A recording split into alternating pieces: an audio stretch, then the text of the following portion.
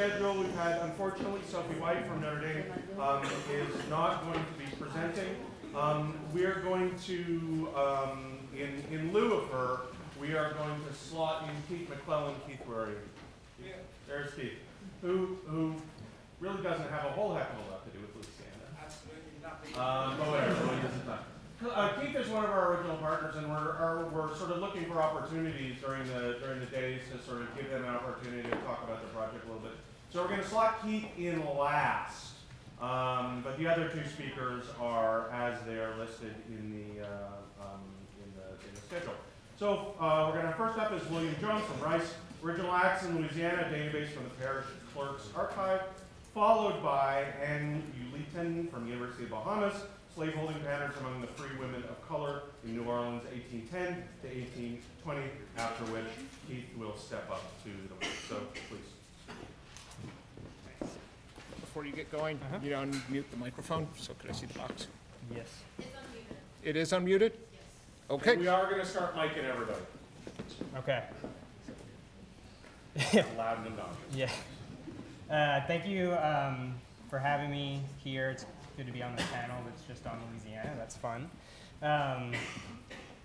So Louisiana's parish courthouses house some of the largest slave trade archives in the United States, especially when it comes to the domestic slave trade in the United States during the 19th century.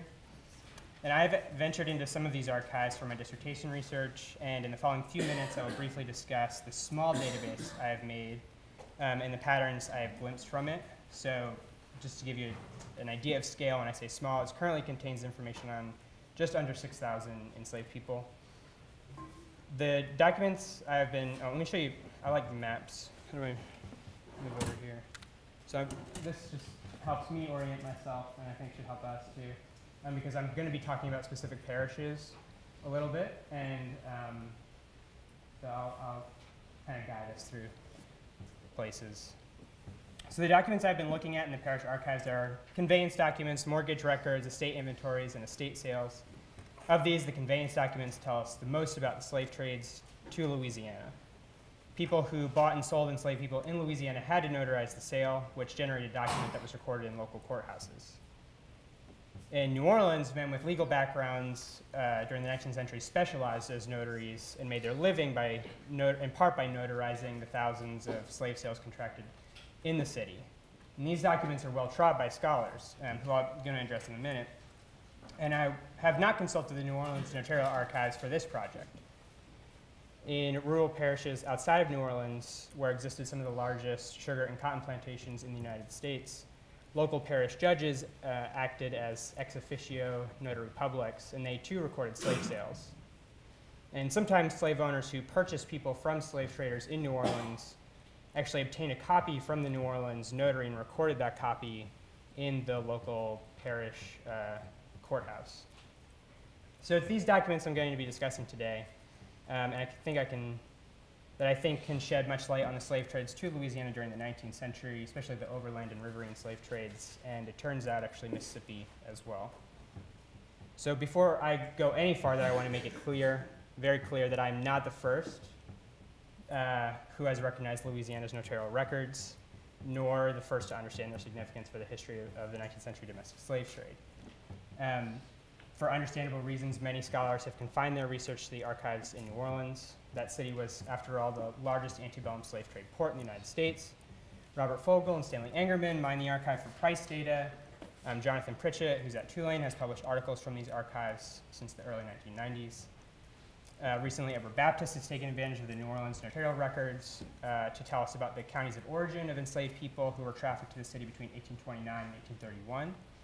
There was a state law during those years that required slave traders to attest to the character of the people they were selling, and the counties of origin where they were coming were often in the notarial record. And of course, Gwendolyn Midlow Hall created a huge database with some over 100,000 entries from the notarial records from 1718 to 1820. And thank you for that, because I use that all the time, and it is amazing.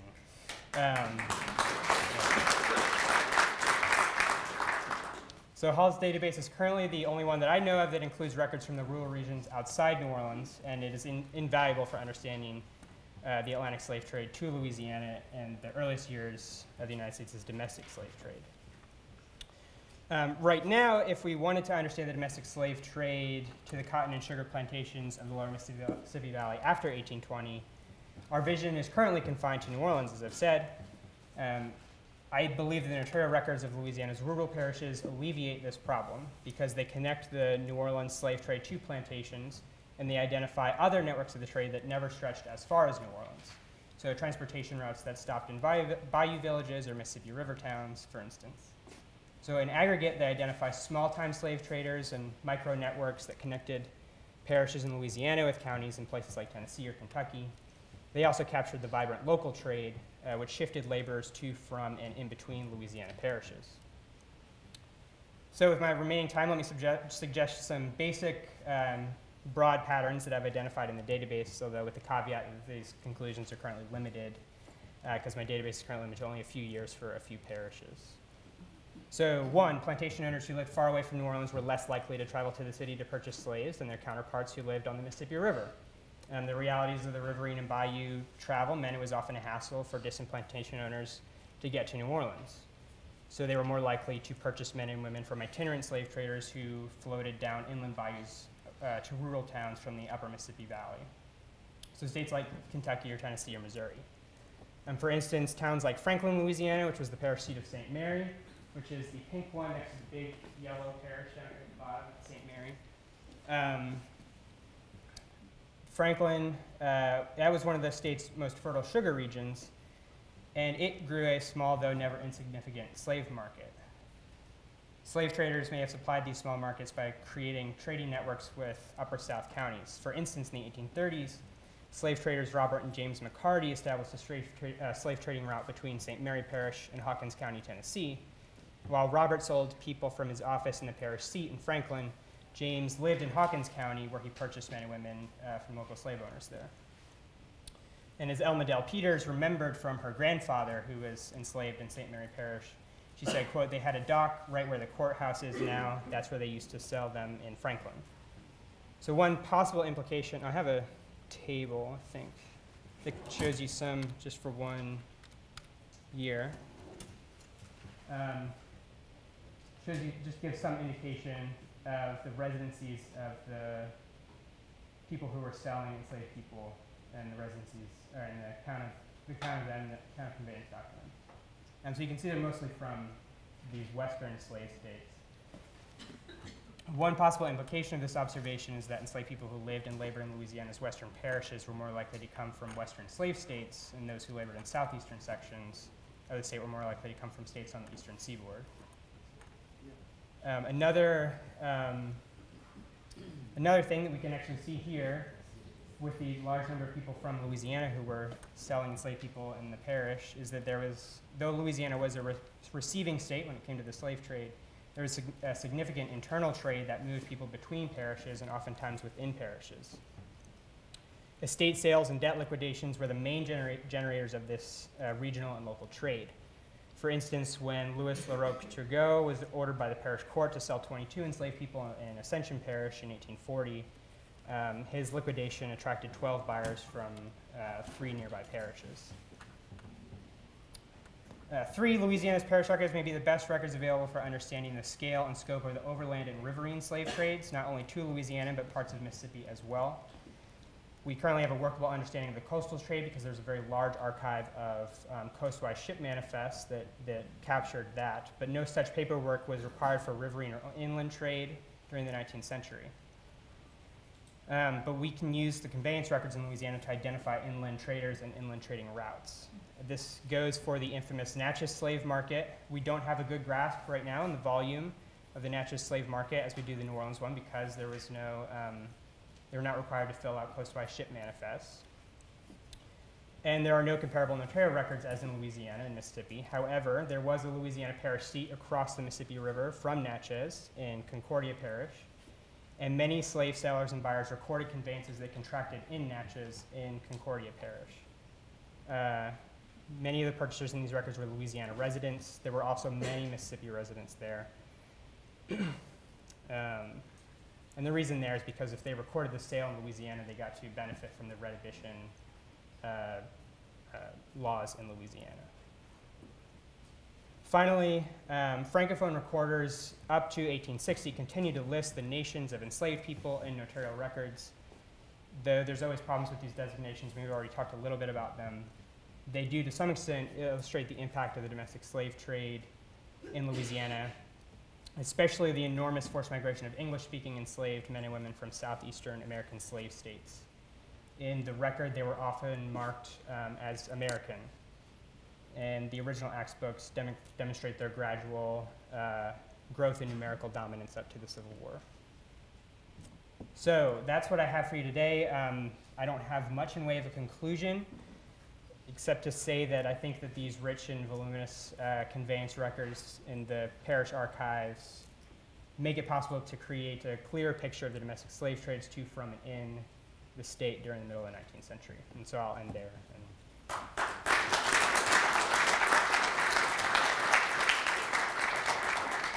Since you've been so efficient with your time, we have a couple of minutes for questions. So let's one in the back first.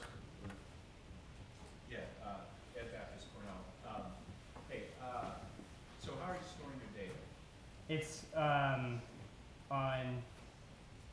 it's in Google Sheets on Drive. So, We have yeah. a question right there. Yes. Did you see any indication of trade from the forks of the road in Natchez, Mississippi into St. Mary's Parish or the parishes in South Louisiana? Not that.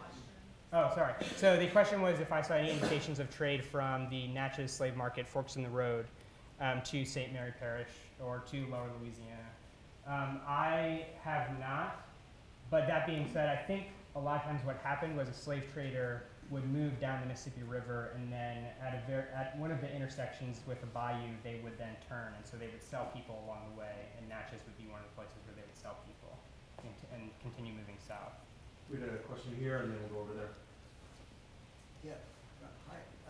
Any basis for estimating the relative importance of rivers versus overland versus marine? Um, I'm not saying if you come up with ratios now. Yeah. Down the road, do you think there's a potential for that? So the question is there any way to estimate the relative importance of riverine, overland versus coastal, and if there's a way to do that? I want to say no, just because the data doesn't always lend itself to it. That being said, I do think that if this database were to grow large enough, you could identify overland. Yeah, you could, if you have a big enough sample, you could, I think, identify people who were mostly trading slaves overland or through riverine routes versus coastal. One way you could do that especially is by pairing the conveyance records in New Orleans and in Louisiana with the sample of the coastwise ship manifests. And you could theoretically pair the coastwise ship manifests to conveyance documents in New Orleans and elsewhere, and reconstruct pretty significant routes. And in terms of the riverine routes, there really aren't. There's one file that I know of in the New Orleans Public Library that is for 1 month in 1831 that includes ships that have landed from the Mississippi River. And that was in compliance with the local regulation that didn't last very long, because regulations on the slave trade often didn't. We're going to go for one more question. Other people with questions, hit them up during lunch. What time frame have you analyzed so far? So I have, my method was to take, do 3 parishes based on water route. So one on the Lafourche Bayou, one on the Teche Bayou, and one on the Mississippi River, and take a year's worth of sample. Those years I matched with the decennial censuses. So what years have you started and what years have you ended? Started 1830, go to 1860. Okay, let's thank our speaker. Then we'll move on to our next.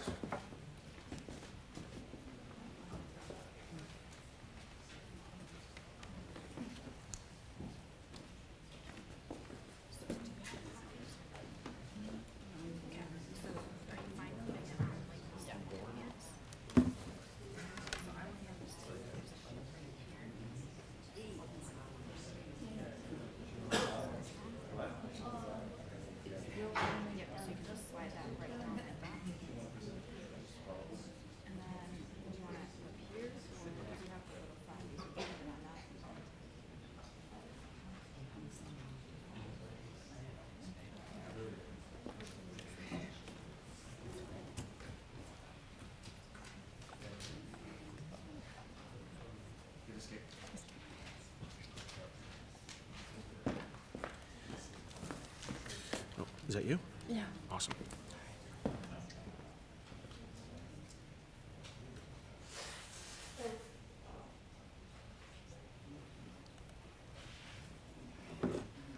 Good morning.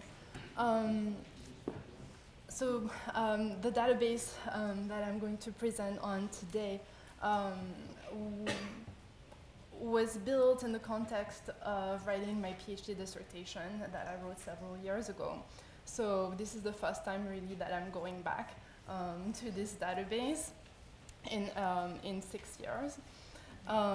In my dissertation, I examined the economic opportunities that free women of color derived from slaveholding in the 19th century in New Orleans. I was interested in investigating their motivations for acquiring, trading enslaved persons in the city. I wanted to examine their impact on the city's economy and society, and I also wanted to analyze the relationships between these free women of color, the enslaved, but also with the diverse population of the city at the time. In terms of the methodology, one of my research strategies was to start a statistical analysis of slave ownership among these women. Such methodology allowed me to consider slave ownership among free women of color in an exhaustive manner, including various parameters such as gender, age, ethnicity, and race. Notarial deeds, court records, and other public records made the bulk of my research. The database that I'm presenting on today focuses exclusively on notarial deeds, and in particular sales and purchases of enslaved persons between 1810 and 1820, inclusive of those years. Free women of color sold and purchased enslaved persons through various channels. So I wrote down the kinds of sales that I found in the archives. We have authentic acts, which are regular purchases, sales or purchases of enslaved persons. So they are acts that are entered in the presence of a notary, so registered before a notary. I also found exchanges of enslaved persons that were recorded as well before a notary. And there are two other kinds, the vente par soutien privé, which are acts that are recorded privately, basically. They are evidenced by writing under the private signature of the parties to it. So what happened is that these records, these sales were taken to a notary in the city and were notarized there after they had been evidenced in private. And the other kind of sales that were taking place in the city were ventes à réméré, which are sales that were made when the seller reserved the right to repurchase the property, sold by returning the price paid for it. So various kinds of exchanges, sales that were taking place in the city. During that time period, they amounted to over 1,500. And that represented about 10% of the notarial activity in the city during that specific time period, 1810 through 1820. So as I was building the database, I took into consideration various variables that provided information about the seller and the purchaser, so the free women of color who were involved in trading enslaved persons in the city, but I also recorded, of course, information about the enslaved. So when it comes to the seller and purchaser, of course, I recorded their names, but I also recorded what I called color. So anything that referred to their color / ethnicity / race, of course their gender, also their birthplace and where they lived in the city, because I wanted to map out where these people lived as well. And the information about the enslaved, we have various variables, of course gender, but also age, and I had 5 subcategories when it came to age. I also recorded information about color / ethnicity / race. SBPL is birthplace, occupation, value, and I also included various notes. So these additional notes would refer to whether or not the enslaved were sold as a family, for example, or whether any physical or mental characteristics were noted at the time. The database,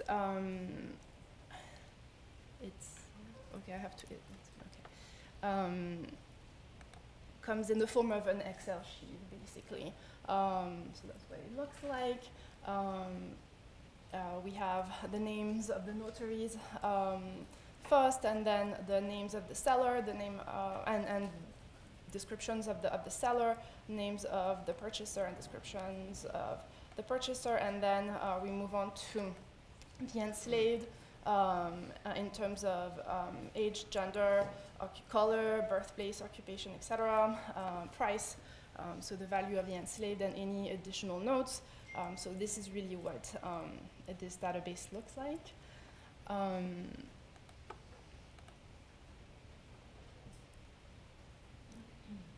sorry, I'm not really good with this. All right. So the results.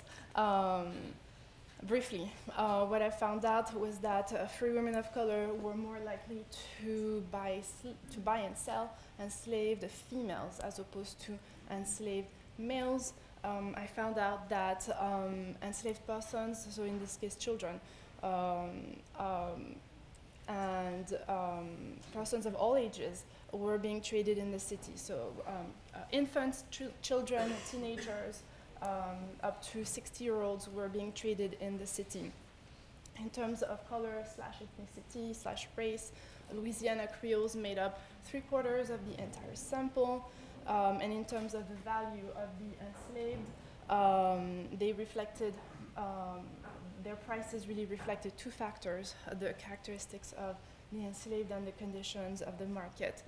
So I generated various tables, and this is just an example, so based on the data.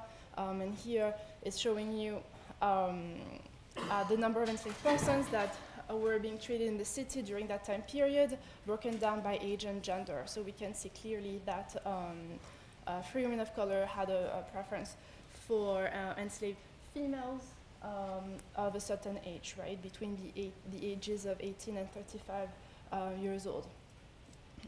So these are some of the results that I gathered when it came to the enslaved. When it came to the enslavers themselves, I was able also to gather a significant amount of information.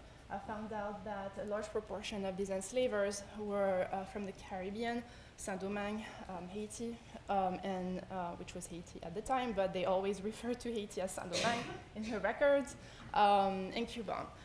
So about half of the enslavers were actually from the Caribbean. What I also found out is that these women, whether they were from the Caribbean, so immigrants, or whether they were from Louisiana, built an intricate system of connections as they conducted business in the city. They bought and sold enslaved persons from and to a wide-ranging body of economic partners. The majority of their economic partners were white men. Over 70% of their economic partners, business partners, were actually white men, but they also sold and purchased enslaved persons from white women, from other free men of color, and to and from free men of color as well. What was also very interesting then is that they systematically crossed the color line as they were buying, as they were selling property and enslaved persons in the city. And those networks went beyond those of the nuclear family and the neighborhood. These business networks extended to other parishes in Louisiana. They extended to other states in the United States. They extended to the Caribbean, Haiti, Cuba, Puerto Rico, and also sometimes to Europe.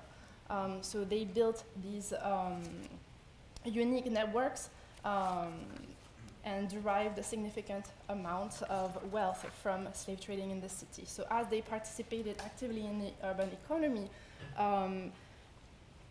free women of color, the enslaved were for free women of color were definitely a source of potential, of personal and commercial speculation. They engaged in the exploitation and trading of slaves of all ages, which in turn allowed them to acquire significant amounts of property, real estate in this case. The data suggests that these aspirations were shared among the larger community of free women of color in the urban center of New Orleans, and there they found a sense of community, not only tied together by a shared heritage, by friendship, by kinship, by religion, by education, but above all by economic opportunities, creating thriving social and financial networks amongst themselves and with others throughout the city and beyond. And I think I'm going to stop there. I have 1 minute left, so let's just stop. Thank you. We got a few minutes for questions. Let's go with Gwen first. Okay, first of all, did you find evidence that many of these women bought their own family members to protect them from slavery because they could not be freed till they were 30 years old? Right, so the question is whether or not free women of color bought family versus non-family members. So the evidence, the data showed that for the majority, the great majority of them, they were not related to the enslaved persons that they bought and sold.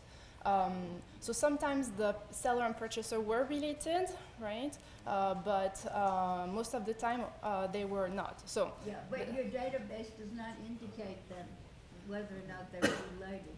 Whether they were? Whether or not the buyer and seller were related. Yeah, so I believe it does. Let me go back. That might be a good addition. Yeah. So I believe I had included, so maybe it's not showing here, but it should, yeah, here. I forgot to mention that, yeah, parenté.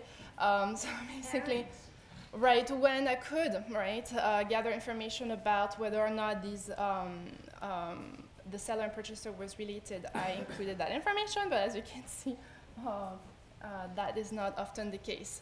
And in some instances, I'm sure they were, but there's no way, you know, to show this. And one other question: do you find a heavy proportion of domestics among the women, since they were buying so many women? Yes, indeed. The majority of the female enslaved persons that were traded in the city were domestics. Yes. We had a question up there first, and this will be the last one. So, well, I've got sort of a two-part question. So the first is, I'm wondering if you noticed any trends in the data that tell you anything about sort of the resale of people who come into New Orleans through the Cuba exemption that comes in 1809. There's an exemption to the transatlantic trade that comes in after the revolt in Cuba or revolution in Cuba. I can't remember which. They allow thousands of enslaved people from Cuba into the city. And I'm wondering if you noticed any trends in sort of resale of those people in the years in the 1810s. And my second question is just, I'm wondering why the names of the enslaved people aren't in your database. The names, yeah, that's true, right? Because, okay, so to answer your second question. The second one's easier. Yeah, so my dissertation, you know, focused on the enslavers, right? So, yes, I mean, I know that I have to include the names of the enslaved as well in the database. In my dissertation, of course, I'm expanding on the enslaved, but my focus was the enslavers because I wanted to know why they were trading slaves in the city, if they were related to one another, their relations with other, you know, the diverse population in the city. So that's mainly why it's not included in the database. And yes, your first question. A significant amount of enslaved persons, and just like free women of color, are from Haiti and Cuba. Usually those that were coming from Cuba were actually originally from Haiti. They had fled, the Haitian Revolution and ended up in Cuba. So in terms of the women themselves, they represent about half of the sample. In terms of the enslaved, I believe they amounted to, to about 20%, right? But I mean, it's really impossible to say whether they were born in Cuba, usually, but sometimes it is, it depends. Okay, let's give our speaker a hand.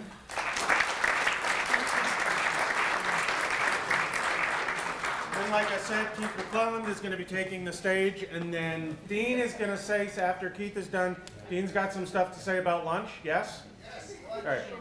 Keith, you're standing in the way of lunch. And then we'll head off to lunch.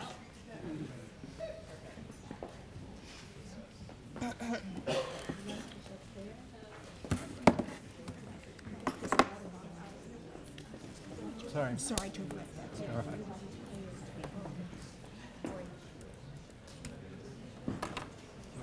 Yes, please. Okay, so this can go, there's a clip and it can go right in your pocket. And then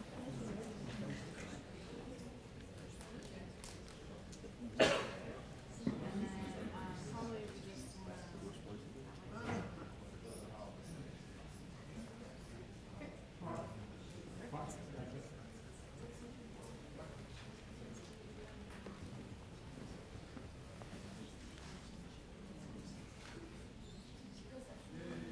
There you go. Thank you very much.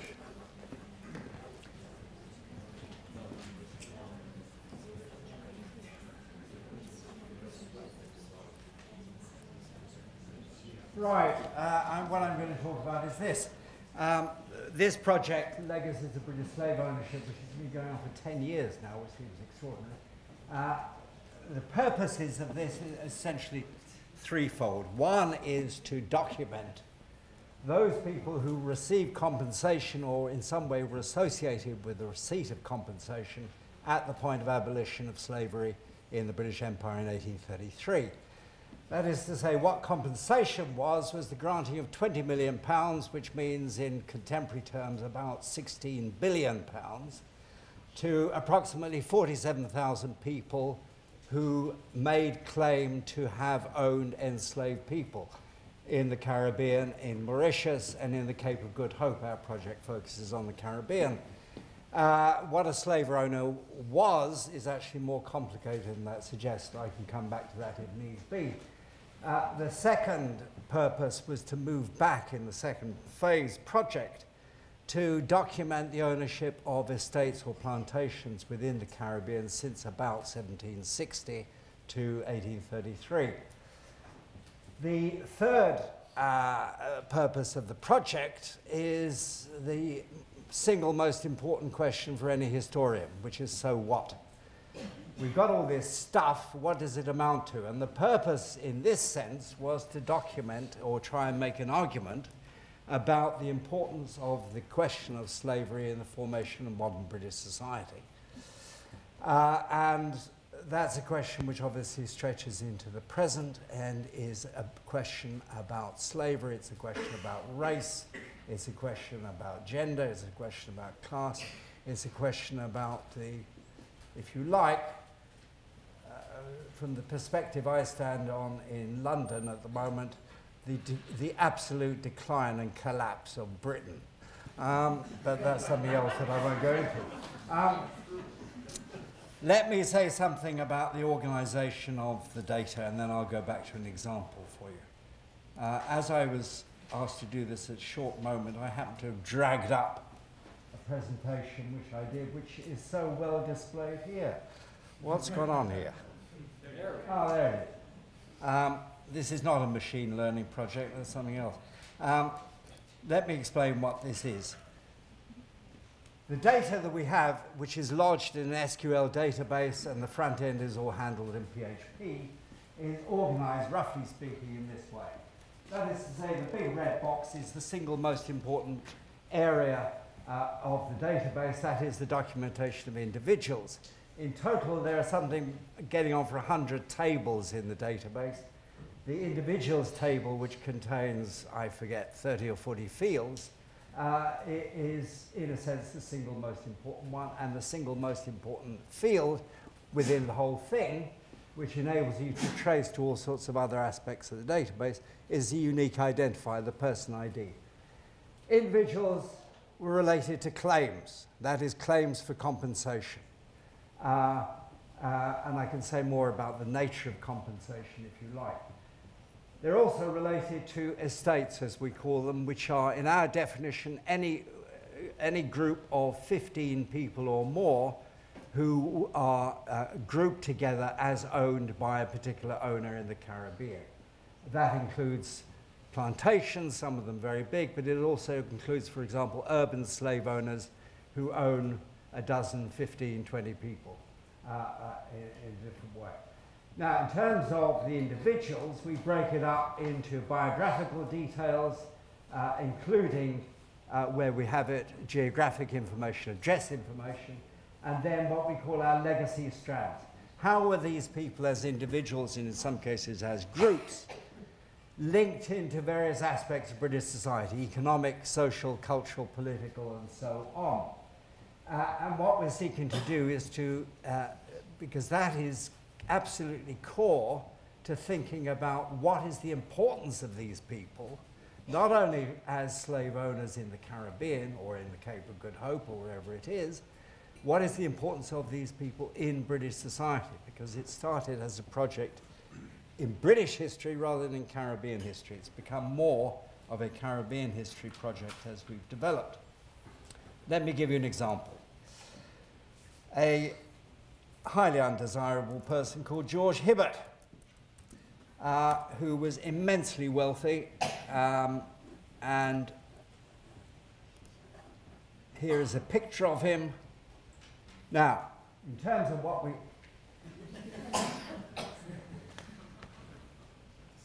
What is going on here? Apparently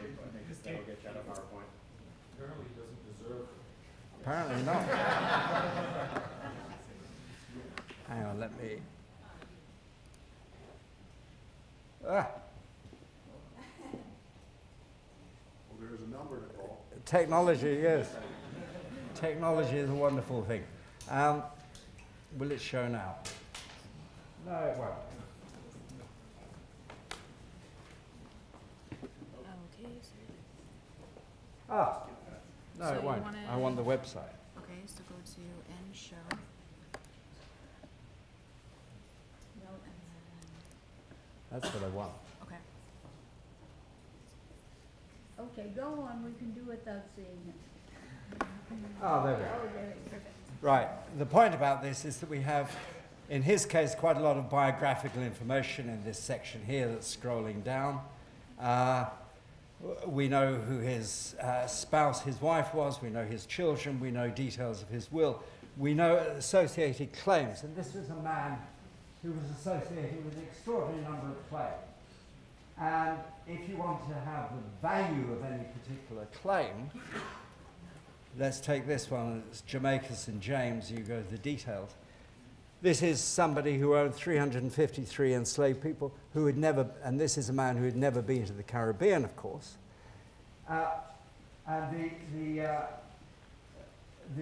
value of the claim, a little over £6,000. If you want that in real terms today, multiply it by about 85. Or think that a skilled artisan working in London in 1832 earns about £50 a year. 4 minutes. Is that what it says? Oh, well. But documenting these people is also a question of their legacies, as I say. And this is a man who is involved in commercial, if you look at the right-hand side and click here, commercial activities, cultural, and so on and so on. For example, the cultural. This is a man who is a member of the Royal Society, who is one of the founders of the Royal National Lifeboat Institution, and so on. I won't go into the details. He's a member of the Roxburgh Club, with which you will all be familiar. The point is that we are trying to document as comprehensively as possible who these people were. Now, in terms of further developments, there are two things to be said and a minor point to be added. The two things to be said are, one, clearly integration into enslaved.org is a major part of what we're seeking to do over the next few years. Second thing is that working with both the National Archives and Family Search over the next year, 2 years, or however long it takes, we've got slave owners. What we are going to do is to incorporate from the slave registers, which were effectively the census of the enslaved population of the Caribbean from, mainly speaking, 1817 to 1833, to incorporate all those names into our database. They will be linked to the owners, they will be linked to the plantations, we have geographical information and so on. And what we aim to do is to make this database and website the most important means for people to get at that information, because, not least for political reasons, we are acutely aware and always have been that looking at slave owners is partial. The most important people in this whole process are the enslaved. We haven't got their names. We have some of their names. We haven't got their names. Putting those in is about recognition of the huge political and historical importance of the whole system of slavery, and not least because it was so critically important to the formation of the modern world. That is it. I'm done.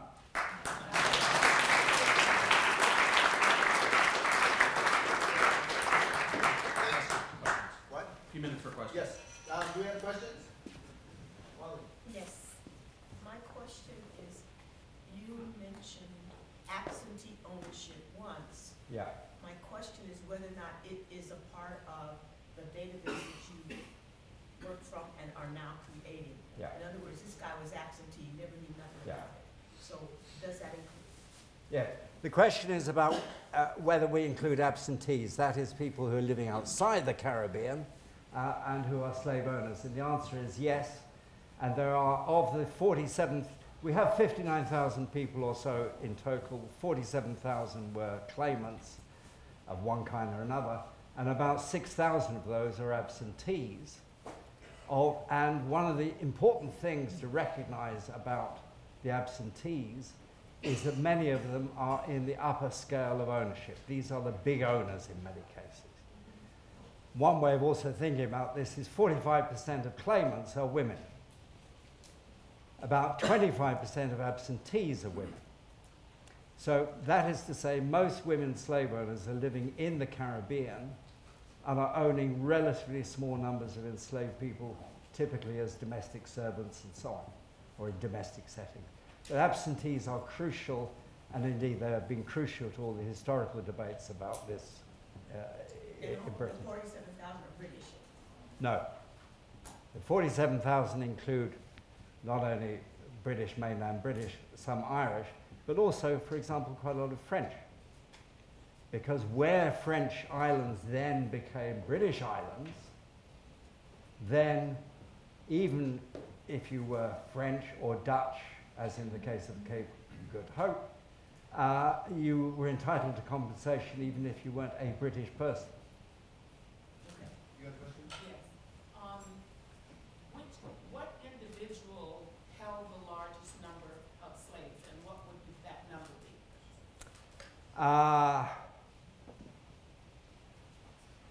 Put you on the spot. Certainly have, and I can't remember at the moment. In terms of the largest number, I will probably remember over lunch. In terms of numbers, the largest owners tend to own between 1,500 and 2,000 enslaved people. Now, it's complicated because ownership is not necessarily on a single plantation. You have people who own across 5, 6, 7 plantations. And in some cases, you have people who own on more than one island, although most don't.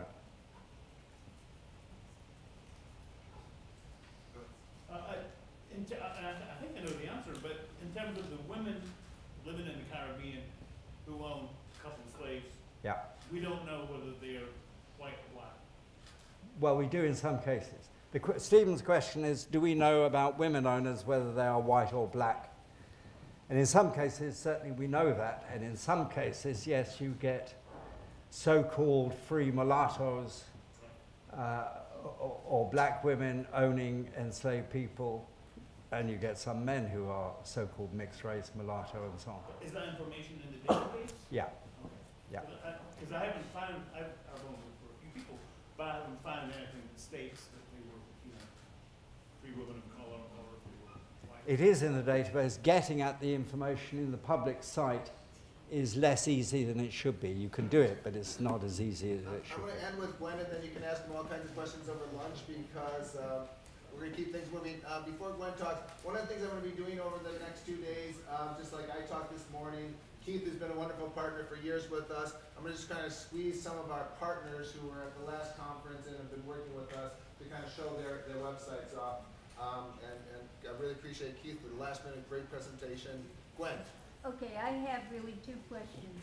If you're going to be using the registration lists about slaves, there is some fabulous information about each slave in some of those lists. Yeah. Especially in the Caribbean islands which had belonged to France. Yeah. So are you going to be including all of these descriptive information, including origins? Gwen's question is, when we do the slave register stuff, are we going to include all the information that is in them? And the answer is yes.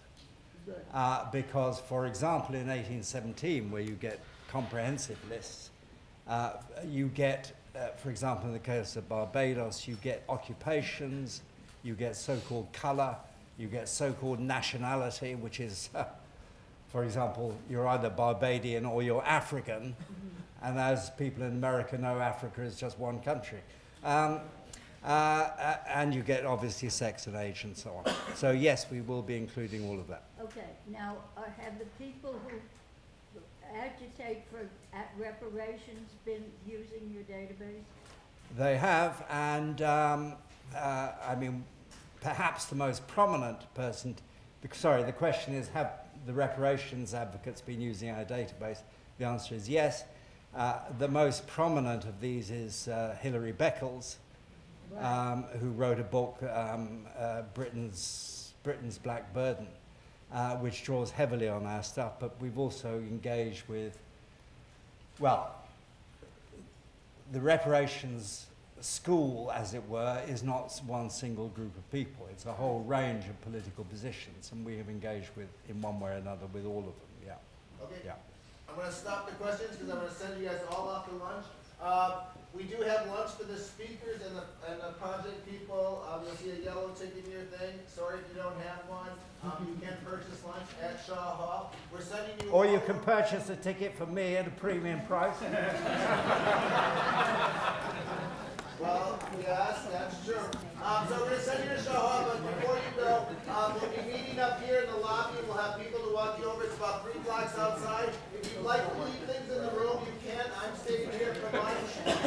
So don't worry about leaving things here. We have a security detail for all our equipment, so don't worry. But make sure you have your jacket and stuff because it's 3 blocks outside. We do have proof. Duncan over here is driving a van. If you need help or assistance with walking, please talk to Duncan. You have 2 seats left there. Also, if you're interested in data cleaning, Duncan is our data integrity officer, knows more about data cleaning, along with Ryan Carney up over here. Ryan, say hi. Great people to talk to at lunch if you're really interested in how data gets cleaned for our project. Other than that, sit to lunch and come back as soon as you can after 1 so we can get on with our presentation.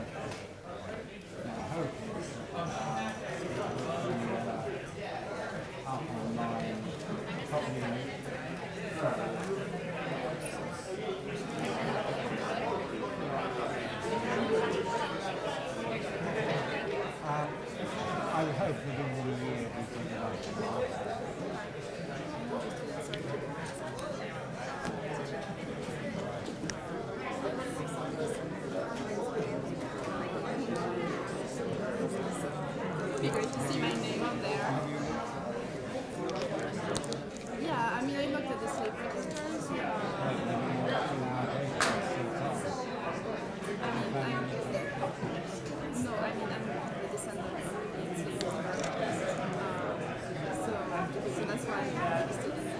Hi, the presenter, one of the presenters. I'm gonna could put it on just to save some time. Yes, Jeff, he will handle this. She wants to put her presentation on right now. She's going to ask us. Is it okay if I just, sorry, so there's one folder on there I just that. Can I just copy and paste them?